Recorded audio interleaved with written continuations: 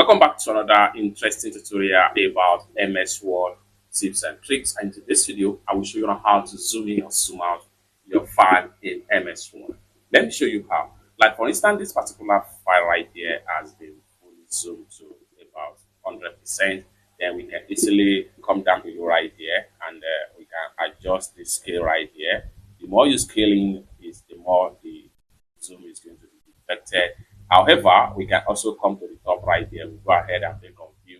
Then we click on zoom right here. Then we can enter a percentage and hit on OK. If you are not satisfied with this, go back to zoom right here. Go ahead and type in a figure right here. Let's say I want to zoom by 50%. I hit on OK. Then you have it right here. You can go on and zoom your page as the case may be. For more tutorial tips and tricks on how best to use your Microsoft Word like this, consider to subscribe. Thank you so much for watching, and I hope to see you in my next video.